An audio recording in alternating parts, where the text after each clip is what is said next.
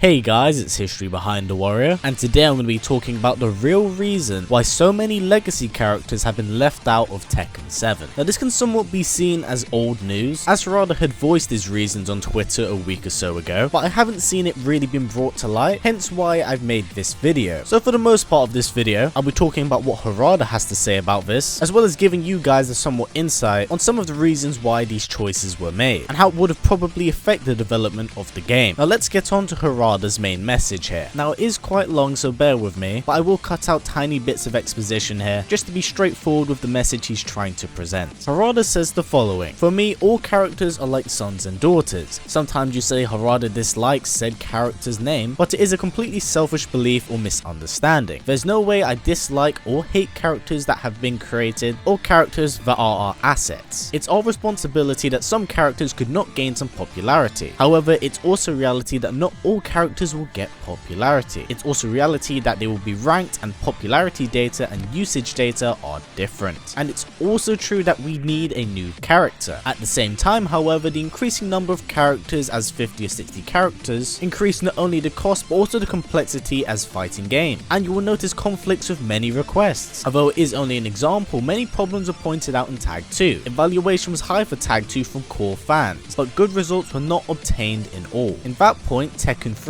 and Tekken 7 led to good results, of course including sales and marketing data. Of course Tekken 5 is highly evaluated in terms of number of roster. We want to make all the characters popular, but sometimes it's difficult. Statistical data sets up the reality. Of course we do not decide everything with just rankings such as usage data. However, there is an aspect that our usage data becomes one of our big indicators slash judgment material. Popularity and usage data are different depending on the region as integrated data. Naturally, I know that there are fans in each character. That is why we feel our responsibility. And sometimes I feel sad. For an example, I love Marduk's gameplay. However, it's also statistically true that Marduk could not gain much support from fans. Again, of course, it's our fault that we could not make some characters popular. But if I could ask you one thing, I'd like to ask you for your support strongly when the character is active. I think it'd be a matter of course to make a noise when a character is out of the roster, but the result would have been different if the character were getting the same support when it was active. Fortunately, Tekken 7 is selling well. That means that I'll make it easier for me to express my / our opinion to the person who controls our business from the US. We will continue to work on the series in the future. Thank you." So this was quite a lot of information here. Some of you might not understand every single individual point, so I'll break it down and go into a little bit more depth here with what Harada's talking about. Now Harada in many ways here does come across as quite apologetic. He is sorry that not everyone's favourite characters could actually make it into the game, but he wants people to understand that there is no form of bias here, as each character that's put into the roster of any Tekken game is first off given the thumbs up by him, just to give it the all clear, and he only carries across characters that do have a large established fan base. Now the roster could be huge like Tekken Tag 2, but that means it would take a lot more time to add these said additional characters to the roster that may be duplicates of people already there. And it certainly does go to show that Harada really wanted to kind of go for quality over quantity here, as the gameplay of Tekken 7 is very refined and very polished. But Harada wants to make things very abundantly clear by the fact that he's simply just going off statistics. It's the numbers that he's seeing on paper that are kind of giving him the direction and the idea of who goes on into the next game, which leads me up to this part here. As a community, what can we do in order to bring legacy characters into the new Tekken game? Well, it's very simple actually. Support the characters you like. There's nothing wrong with showing love for them, as each individual character on their roster understandably has their own fan base. It's only up until one of them are excluded to where people start noticing. So show your support for a certain character, and remember to enjoy them for what they are at the time, because as Harada says, there may be a slight chance that they won't be carried across. What does this future kind of spell for Tekken? Well, do not fret, good people. This is just year 1 of the DLC pack. You see, the second guest DLC character is supposed to drop in spring of next year, and with the state that fighting games are kind of in right now, they can have a very long-term lifespan as long as they're supported by its community. Like, my god, Street Fighter 4 was out for ages, and it was the competitive scene that helped keep that game alive, allowing the developers to continue to update the game and drop new characters and skins as years passed by. So you can most certainly expect the same rule to be applied to something like this, which can indeed mean that we may get some returning legacy characters. And after the outcries we've had from legacy fans, post-release of Tekken 7, the developers of the game most certainly have taken notice. So legacy characters are most certainly a possibility here. It's not solid in stone, but if Tekken 7 can continue to get support from its community, then you can most certainly expect something of the sort right there. But yeah, that's more or less it for the video. Hopefully this has cleared up some stuff for you about Tekken 7 and what's happened to a lot of the legacy characters here. Now I do have to admit, it's very nice for Harada to in fact come out and let us know how these decisions are made and how us as a fan base should approach it. Now here's a fun question for you all. Of all the characters who have appeared in the Tekken franchise that haven't made it into Tekken 7, who would you like to see and why? And to make it really difficult, you can only pick